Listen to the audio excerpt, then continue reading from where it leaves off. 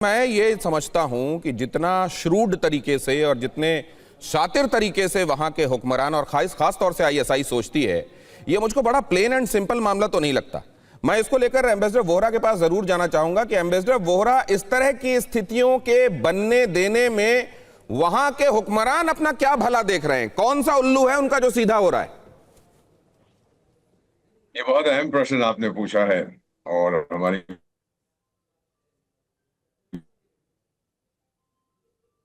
बेटी जो पाकिस्तान में है वो इसका जवाब आई है। आप लोगों ने 2009 में एक आगाज हकूक बलूचिस्तान पैकेज दिया, मालूम है आपको उसके बारे में? सर मैं आपसे पूछ रहा हूँ, सर पता है आपको कि नहीं पता है?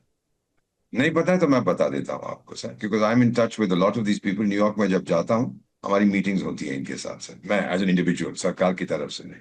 उसमें कहा था हम ये देंगे वो देंगे, आपके कैदियों को छोड़ देंगे और मिसिंग पर्सन्स को हम वापस लौटा देंगे और आपको रिप्रेजेंटेशन देंगे इन फेडरल सर्विसेज। ये को सब कुछ ठप और हिंसा बढ़ गई सर। ये 2009 का है। मैं एंकर साहब से भी कहूंगा पढ़िएगा इसको, आगाज हकूक बलूचिस्तान पैकेज कहते थे।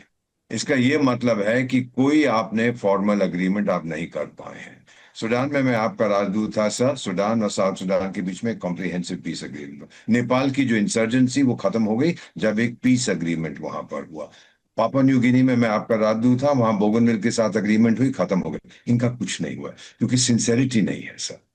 अब जो आपने बहुत अच्छा सवाल पूछा कि इनको क्या मिलता है, इनको पैसा मिलता है ना सर, फौज को पैसा मिलता है। पूछिएगा इनका बजट जो है कितना फौज की तरफ जाता है, नेशनल बजट कितना जाता है। अगर ये क्या इन्होंने कोई गलती की है वहां पर? अगर ये गलती मानने को तैयार नहीं है तो फिर आगे क्या करें? हमने बहुत गलतियां की।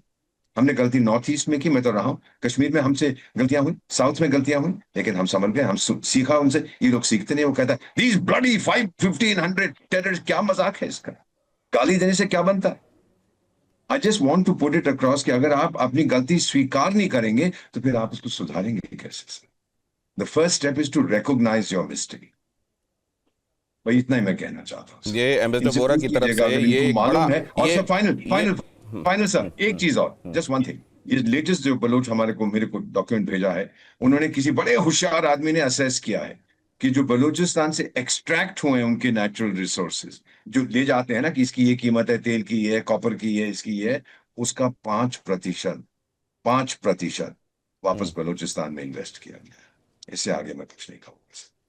ये वहां का सूरत हाल बताने के लिए और ये बताने के लिए कि वहां के लोगों को कैसा पराया समझा जाता है और वहां पर गड़बड़ियां फैलाकर असल में वहां जख्म इसलिए बनाए रखे जाते हैं ताकि मरहम का बिजनेस चलता रहे, और ये दिखाते हुए कि यहां पर देखिए कितना ये प्रॉब्लम एरियाज हैं, इनको एड्रेस करना पड़ेगा, इनके लिए पैसे चाहिए होंगे और ये पैसे और ये फंड डाइवर्ट किधर होगा?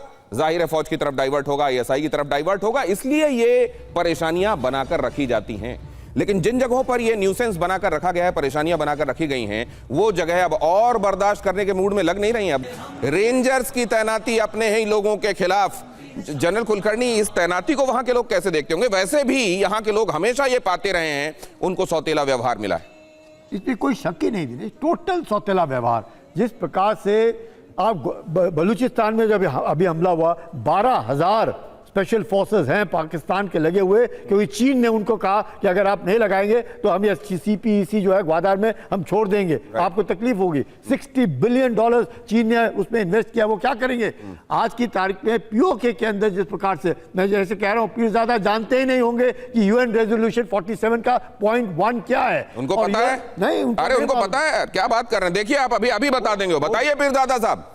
वो कबूतर हैं जो आंख बंद करके बैठे हैं कि उन्होंने कुछ नहीं देखा, वो बिल्ली उनको खा जाएगी। आज बता ही दीजिए पीरजादा साहब, बता दें मुझे पीरजादा साहब, UN रेजोल्यूशन 47 का फर्स्ट पॉइंट। देखिए कश्मीर के साथ है, आप तो ऐसे बात करें ना, फर्स्ट पॉइंट। हाँ बोलिए। लोग बात कर रहे हैं जो जुल्म करते हैं कश्मीर। अरे जुल्म थोड़ी, इधर उधर जलेबी नहीं। अरे सीधे आपने यूनाइटेड नेशन की बात की थी, जनरल कुलकर्णी कह रहे हैं, उस पर बता ही दीजिए आपकी मालूमात क्या है। और उसके बाद कश्मीर से फौजें निकलेंगी, कश्मीर से फौजें निकलेंगी, ये पॉइंट है। किसकी निकलेंगी? पहला पॉइंट है कि आपके जो कबाली आए हैं वो वहां से छोड़ेंगे। वो कहां गए? वो निकले बाहर। नहीं तो फिर क्या बात करते हो? ये पॉइंट है कि कश्मीर से फौजें निकलेंगी, ये पॉइंट है। वो पॉइंट 3 है, वो पॉइंट 3 है कि फौज निकलेगी और हिंदुस्तान वहां पे चंद फौज रखेगा। ये यकीन करने के लिए कि इलेक्शन कबायली तो है ही नहीं है, वहाँ पे आजाद आप कल रिवाइज करके आएंगे, आप पीरजादा साहब कल रिवाइज करके आएंगे और फिर आपके साथ बात करेंगे। तब तक मैं जरा ये दिखा देता हूं अपने दर्शकों को। और ये अहमद अय्यूब मिर्जा के पास मैं इसके बाद जाने वाला, सर वो कल रिवाइज करके आने वाले हैं और दोबारा आपसे बात करेंगे।